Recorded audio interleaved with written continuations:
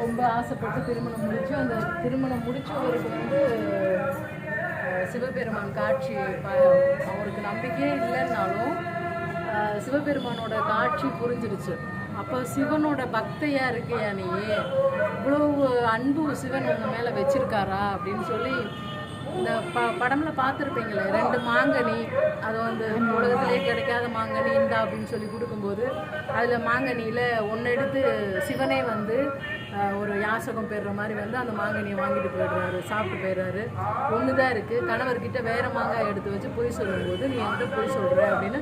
அப்போ இந்த மாங்காய் பதில் எனக்கு அந்த மாங்காய் கிடச்சிடும்போது சிவனே வந்து கொடுக்குறாரு அந்த மாங்காயை காட்சி கொடுத்து.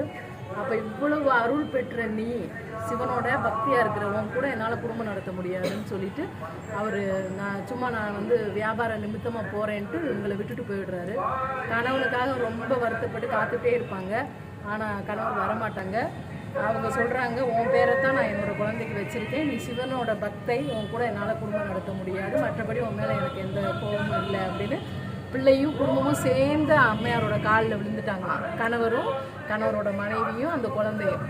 அப்படியே அம்மா வந்து தன்னை உணர்ந்துட்டு சரி இனிமேல் சிவன் தான் நமக்கு எல்லாமே அப்படின்னு சொல்லி சிவனை பார்க்குறதுக்காகவே தன்னை வந்து பேரூபமாக கூட மாற்றி சிவனை பார்த்து அம்மையார் வந்து சிவன் மேலே வச்ச பக்திக்காகவே வந்து சிவனும் சக்தியுமாக காட்சி கொடுத்து உன் பாதத்தில் நான் வந்து ஒரு பூவாக கூட துரும்பாக கூட நான் இருக்கணும், என்னை ஆட்கொண்டுக்க அப்படின்னு சொல்லி தன்னை முதுமைப்படுத்தி சிவனுடைய பாதத்தில் போய் அவங்க எவ்வளோ நடனம் ஆடணுமோ அவ்வளோ சந்தோஷத்தில் நடனம் ஆடி அவங்க அம்மையாரை வந்து தன்னோட பாதத்தில் சமர்ப்பணம் பண்ணிட்டாங்க.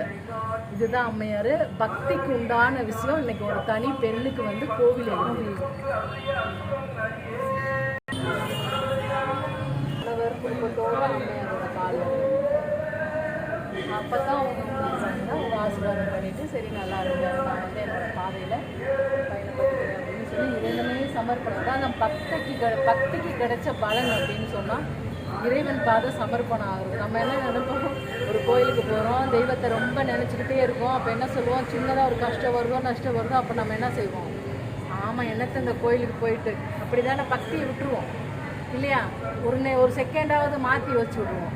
ஆனால் அப்படி இல்லாமல் எந்த நிலையிலையுமே எனக்கு அம்மா சொல்லி கொடுத்தது என்னென்னா, உன் கழுத்தில் நான் கத்தியை வச்சுட்டா கூட நான் நினச்சா உனக்கு பூவாக மாற்ற முடியுமில்ல, இல்லைன்னா கத்தியாக இருக்கிறதுக்கும் நான் தானே காரணமாக இருக்கேன். ஏன்னா உன்னை பார்த்துக்கிட்டு தான் இருக்கேன், உன் பக்கத்தில் தான் இருக்கேன், தெய்வம் நம்ம கூட தான் இருக்குது.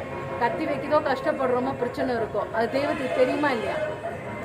சந்தோஷப்படுறப்ப கூட தெய்வம் இருக்கிற மாதிரி எவ்வளோ ஆனந்தப்படுறோம், நன்றிமா எனக்கு இது நடந்துருச்சுமா அப்படின்னு. அதே தெய்வம் கஷ்டத்தையும் பார்த்துட்டு தானே இருக்குது. அப்போ ஏதோ காரணத்துக்காக தானே நம்ம கஷ்டம் நடக்குது, அதே அவங்க பார்க்குறாங்கல்ல, அவங்களுக்கு தெரியும்ல, அவங்க கண்ணு முன்னாடி தான் நமக்கு அந்த கஷ்டம் நடக்குது. அது மாறும். எப்படி மாறும்? தீராத பக்தி, தீராத காதல் இருக்கணுமா தெய்வத்து மேலே. நம்ம எந்த தெய்வத்தை நம்புகிறோமோ அந்த தெய்வத்து மேலே காதல் இருக்கணும். இப்போ லவ் பண்ணுற பிள்ளைங்கள்லாம் விடாமல் லவ் பண்ணுறாங்க இல்லையா, அது தெய்வத்து மேலே இருக்கணும். அப்போ தெய்வம் விடவே விடாது. அந்த மாதிரி